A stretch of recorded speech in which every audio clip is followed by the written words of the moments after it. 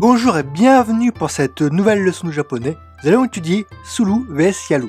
Ça ikimashou. Commençons par Sulu, qui est généralement traduit par jouer ou faire. Sulu est poli et fait partie du keigo. Sulu peut être utilisé pour faire un choix. Par exemple, sushi ni sulu.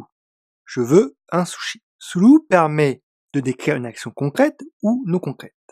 Exemple, sozo sulu. Imaginez, c'est une action non concrète.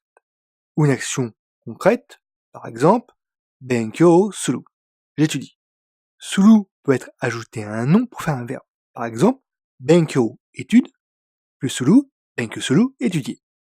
Passons à yaru, qui est rude et ne fait pas partie du keigo. Il permet de parler d'actions concrètes et seulement concrètes.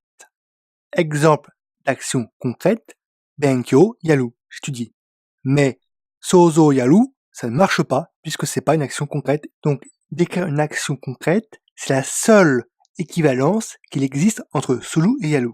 Yaru peut aussi exprimer la notion de données, équivalent de ageru. Mais attention, cela peut être très méprisant quand on utilise yaru pour exprimer la notion de données. C'est une personne plus jeune que nous, généralement aux enfants et aux animaux. Pour les personnes plus âgées ou du même âge, on préférera utiliser plutôt ageru que yaru car ça serait très méprisant. Et finalement, yata, qui est yaru au passé pour dire I did it, j'ai réussi, que vous avez sûrement souvent entendu dans la série Heroes avec le héros japonais, quand il réussissait à faire son action, il disait souvent yata. C'est fini pour cette vidéo. Si cela vous a plu, abonnez-vous, partagez, commentez, mettre un pouce.